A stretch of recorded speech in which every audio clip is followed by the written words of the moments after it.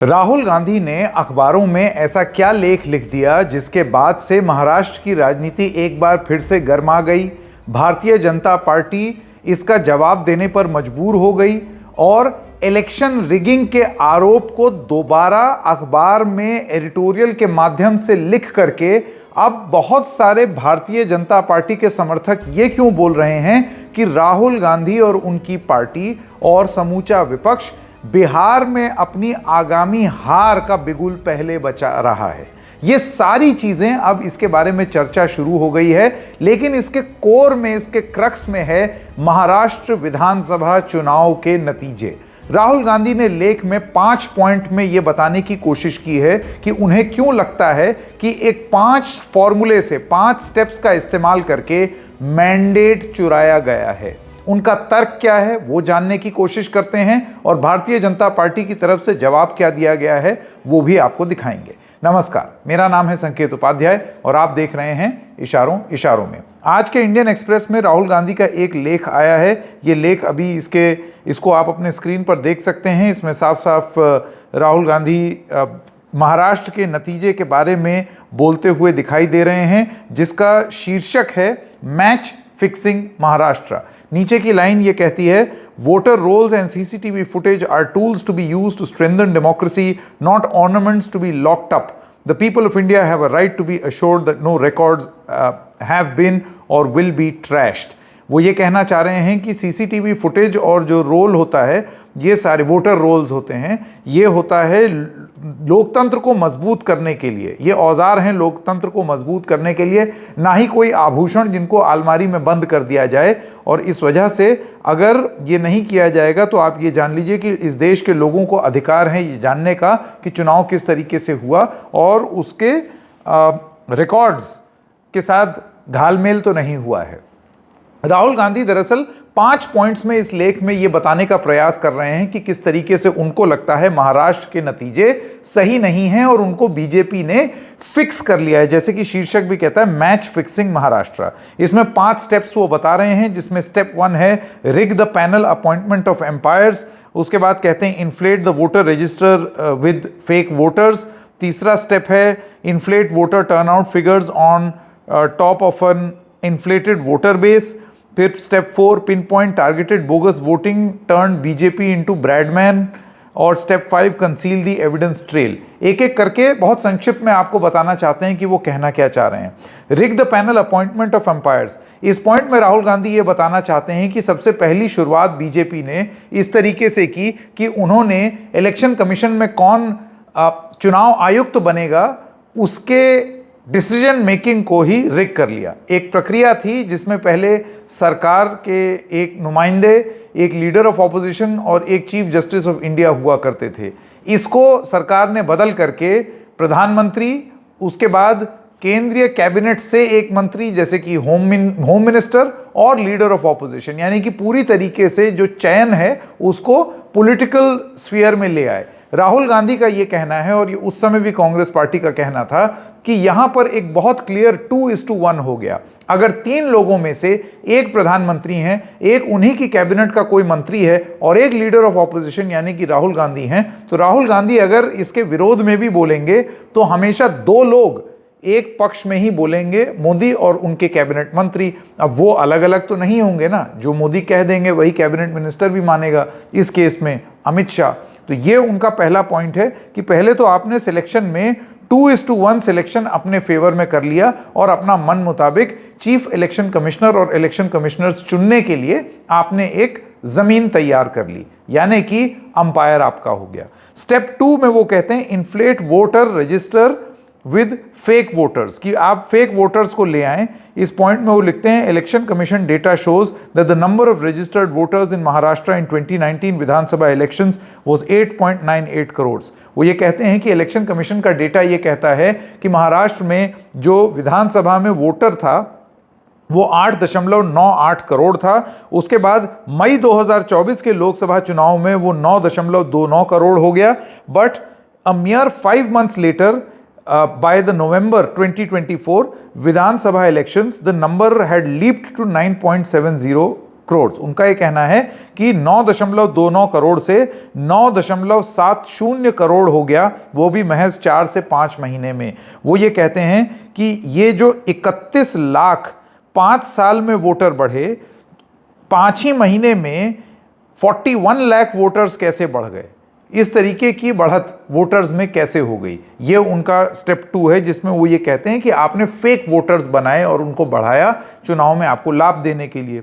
Step 3 में उनका ये कहना है कि inflate voter turnout figures on top of an inflated voter base, कि पहले तो वोटर टर्नआउट, आपने वोटर बेस को बढ़ा दिया, अपने मन मुताबिक वोटर आप ले आए अलग अलग जगहों पर, और उसके बाद आपने वोटर टर्नआउट को भी बढ़ा दिया, और इसके लिए उन्होंने एक चार्ट दिया है। इस चार्ट को अगर आप देखें तो वो ये बताता है कि 2009 में वोटर टर्नआउट, आप जानते हैं हमेशा जब इलेक्शन होता है तो पहले एक फिगर रिलीज होता है और फिर डेटा कलेक्ट करके उस फिगर को रिवाइज किया जाता है कि भाई ये शुरुआत में हमें इतना वोटर टर्नआउट लग रहा था, असलियत में जब काउंटिंग हुई तब हमको इतना वोटर टर्नआउट मिला। तो 2009 में राहुल गांधी के आर्टिकल के हिसाब से 60% वोटर टर्नआउट था, जो फाइनल टर्नआउट में 59.50 यानी कि -0.5 का डिफरेंस हुआ, वोटर टर्नआउट कम हो गया फाइनल टैबुलेशन में। 2014 में 62% प्रोविजनल था और 63.08% फाइनल वोटर टर्नआउट हुआ, यानी कि 1% वोटर टर्नआउट बढ़ गया। आपको यह भी बता दूं, ये बहुत नॉर्मल प्रक्रिया होती है, चुनावों में होता भी है।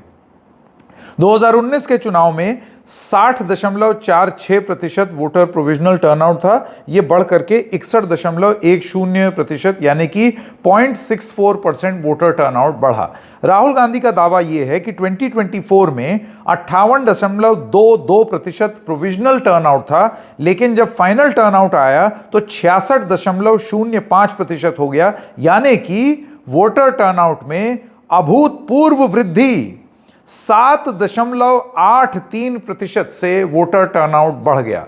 राहुल गांधी का यह कहना है कि कैसे अगर कोई चीज नॉर्मल उसका पॉइंट ऑफ डिफरेंस 0.51, 0.64 इस रेंज में है, वो 7.83% कैसे बढ़ गया है। इस पर इलेक्शन कमीशन से भी पहले सवाल पूछे गए हैं, जिसमें समय समय पर उनका यह कहना है कि टैब्यूलेशन कुछ इस तरीके से होती है कि इसमें यह चीज होना बड़ा नॉर्मल है, ये कोई एबनॉर्मल चीज नहीं है। ये इलेक्शन कमीशन की तरफ से ये डेटा आया, तो ये इसको स्टेप नंबर 3 बताया। स्टेप नंबर 4 उन्होंने बताया कि पिन पॉइंट टारगेटेड बोग। अच्छा, एक स्टेप नंबर 3 में मैं आपको ये भी बता दूं, राहुल गांधी लिखते हैं the final voter turnout was reported only the next morning at 66.05%. This unprecedented 7.83% point increase is equivalent to 76 lakh voters, much higher than the previous Vidhan Sabha elections in Maharashtra. तो उनका यह कहना है कि आपने 76 लाख नए वोटर्स अपने प्रोविजनल वोटर टर्नआउट से और ज्यादा बढ़ा दिए। तो यह कैसे हो सकता है, इतनी भारी संख्या में वोटर टर्नआउट कैसे बढ़ सकता है? उनका इशारा यह है कि यह फर्जी वोटिंग हुई है। Point number 4, pinpoint targeted bogus voting turn BJP into Bradman. वो ये कहते हैं कि there are more than 1 lakh booths in Maharashtra, but most added voters were targeted in only about 12,000 booths across 85 constituencies. उनका यह कहना है कि 12,000 बूथ पर टारगेट किया गया था 85 विधानसभा क्षेत्रों में, और उनका ये आरोप है कि ये वो विधानसभा क्षेत्र थे 85 जहां पर भारतीय जनता पार्टी कमजोर थी, जहां पर वो लोकसभा में भी अगर आप देखें तो उनके विधानसभा क्षेत्र में अगर आप कन्वर्ट करें तो आप ये पाएंगे कि वहां पर बीजेपी की वोट शेयर कम था, यहां पर वो हार रहे थे। तो इन्हीं जगहों पर ये वोटिंग परसेंटेज बढ़ी, ऐसा उन्होंने आरोप लगाया है कि ये 12,000 बूथ में डॉन ब्रैडमैन की तरह किस तरीके से भारतीय जनता पार्टी काम करने लगी। इसका उन्होंने एक एग्जाम्पल दिया है कमथी सीट का। वो कहते हैं serves as a typical case study. 2024 के लोकसभा चुनाव में इंडियन नेशनल कांग्रेस को यहां पर 1.36 लाख वोट मिले थे, बीजेपी को 1.19 लाख वोट, और 2024 के विधानसभा इलेक्शन में कांग्रेस पार्टी को 1.34 लाख वोट मिले, रफली similar number two its previous performance. लेकिन बीजेपी का स्कोर बढ़ करके 1.75 लाख हो गया, 56,000 वोट उनके बढ़ गए। विरोधी पक्ष नेता राहुल गांधी की ओर से शनिवार के दिन इंग्लिश समेत तमाम भाषाओं में तमाम अखबारों में महाराष्ट्र विधानसभा चुनाव के नतीजों का जिक्र किया गया।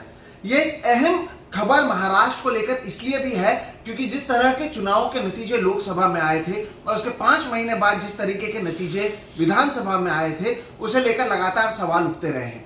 उदाहरण देने के लिए मैं आपको बता दूं कि महाराष्ट्र में जब लोकसभा चुनाव हुए थे तो कुल 48 सीटों में से 31 सीटों पर महाविकास आघाड़ी जीत पाई थी, लेकिन उसके 5 महीने बाद ही जब विधानसभा के चुनाव हुए थे तब 288 सीटों में से महाविकास आघाड़ी कुल मिलाकर 50 सीटें ही जीत पाई थी। सोचिए, 5 महीने पहले जो 31 लोकसभा सीटों को जीत पाए थे वो 50 के अंदर 3 पार्टियां, उद्धव ठाकरे की शिवसेना, कांग्रेस और शरद पवार की एनसीपी सिमट कर रह गई। और तब से ही लगातार सवाल उठने लग गए कि आखिर 5 महीने में इतना क्या बदल गया कि जो चुनाव थे वो एकदम से पलट गए।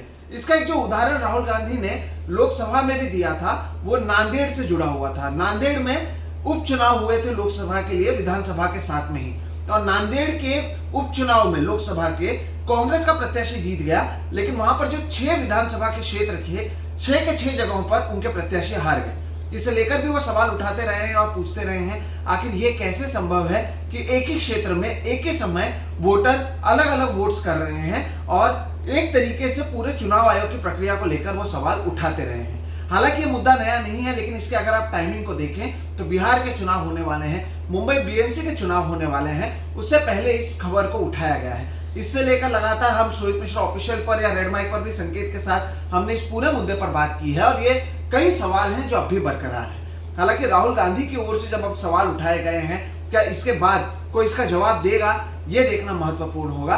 हालांकि एकनाथ शिंदे ने इसके ऊपर, जो महाराष्ट्र के उप मुख्यमंत्री हैं, उन्होंने जवाब देते हुए कहा है कि अब राहुल गांधी सवाल उठा रहे हैं क्योंकि उनको हार का सामना करना पड़ा। जब लोकसभा में उनकी जीत हुई थी, चुनाव आयोग को लेकर उन्होंने सवाल नहीं उठाए थे।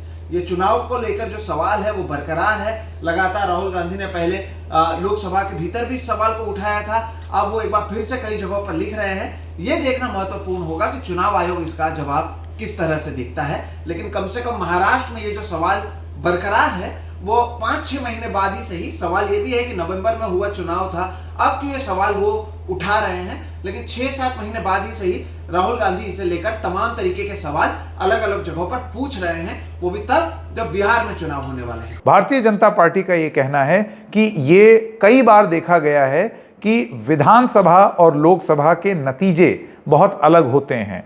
हमने कई बार ये इतिहास में भी देखा है कि राजस्थान का, मध्य प्रदेश का और छत्तीसगढ़ का चुनाव जो लोकसभा के चुनाव से 6 महीने पहले होता है, उसमें नतीजे कुछ और आते हैं और लोकसभा में नतीजे कुछ और। ये उदाहरण भारतीय जनता पार्टी ने 2018 का दिया था, जब तीनों जगह कांग्रेस पार्टी जीती थी, लेकिन लोकसभा चुनाव में कांग्रेस पार्टी हार गई और बुरी हार हुई। तो ये तर्क अक्सर दिया जाता है। हालांकि कांग्रेस का यह कहना है कि इतना वेरिएशन आना, और वो भी 5 महीने में, ये बहुत असंभव लगता है। इसके अलावा point number 5, conceal the evidence trail. Rahul Gandhi कहते हैं कि अपने आर्टिकल में कि जब हाई कोर्ट ने ये बोला कि भाई इस मामले में आप सीसीटीवी फुटेज और वोटर की जो पोलिंग स्टेशन की इंफॉर्मेशन है उसको आप साझा कीजिए, तो ऐसे वक्त में ये साझा करने से बचने के लिए 1961 conduct of election rule section 93(2)(a) में बदलाव किए गए, जिससे सीसीटीवी फुटेज और इलेक्ट्रॉनिक रिकॉर्ड्स ना शेयर करना पड़े। और राहुल गांधी का दावा यह है कि इस तरीके से ये चीज करना, ये चीज बोलना, एकदम जब कोर्ट ने मांगा हो और उसके बाद आप ये चीज बोल रहे हो, इससे शक पैदा नहीं होता है। तो क्यों क्या नहीं होता है? आप ये इंफॉर्मेशन पब्लिकली साझा क्यों नहीं कर रहे हैं जब अदालत ने कह दिया है? उसको छिपाने का प्रयास क्यों हो रहा है? अब मैं आपको ये बता दूं कि इसको लेकर के अब महाराष्ट्र बीजेपी की तरफ से भी प्रतिक्रिया आई है। मैं सबसे पहले आपको एक छोटा सा अंश सुनाना चाहता हूं। ये हैं चंद्रशेखर बावनकुले, प्रेसिडेंट हैं भारतीय जनता पार्टी महाराष्ट्र के। उन्होंने एक बयान दिया और उन्होंने ये बताना चाहा कि किस तरीके से राहुल गांधी उनके शब्दों में बौखला रहे हैं और इस वजह से इस तरीके की बात कर रहे हैं और अनर्गल आरोप लगा रहे हैं। सुनिए ये बयान। की मानसिकता से अभी तक राहुल गांधी बाहर नहीं आए हैं। वास्तव में आत्म परीक्षण करना चाहिए। लोकसभा जीतने की धुन में महाराष्ट्र में जो 31 सीटें उन्हें मिली हैं, 31 लोकसभा उन्हें मिली है, 17 हमें मिली है। इस बार राहुल गांधी ओवर कॉन्फिडेंट हो गया। महाविकास आघाड़ी ओवर कॉन्फिडेंट, झाली यानी बड़े पैमाने पर वहां चुनाव लड़ने का जो वहां काम होता, जनसभा होती है, घर घर जाकर मिलना होता है, वो भूल गए है। महाराष्ट्र में महायुति पर जनता ने विश्वास किया है, मोदी जी के काम पर जनता ने विश्वास किया है। और देखो यहां पर 2,50,00,000 वोट यह महाविकास आघाड़ी को लोकसभा में मिले थे और 2,28,00,000 वोट महायुति को मिले थे। हमारी महायुति के सभी कार्यकर्ताओं के प्रयास से हम 3,17,00,000 पर गए और वे 2,17,00,000 पर आ गए। इसका मतलब राहुल गांधी को समझना चाहिए कि उनके 33 लाख वोट कम हो गए। लोकसभा की तुलना में 33 लाख मत कम यह महाविकास आघाड़ी में हुआ। महायुति के 3,17,00,000 यानी 69 लाख मत बढ़े। राहुल गांधी को यह अध्ययन करना चाहिए। मैं आपको यह भी बता दूं कि अब भारतीय जनता पार्टी और उनके समर्थकों से यह भी आरोप लगाया जा रहा है कि राहुल गांधी ने एक पिच तैयार की है बिहार के लिए कि यदि वो बिहार में हारे तो उसके बाद फिर वो इसी तरीके का तर्क बिहार में भी देंगे। आपको याद होगा कि इसी तरीके की बात आरजेडी ने 2020 में भी करी थी। उनका ये कहना था कि बहुत सारी सीट्स पर बहुत नैरो मार्जिन से आरजेडी हारी है और जो महागठबंधन है वो हारा है और इसका मतलब कि कुछ ना कुछ धांधली हुई है।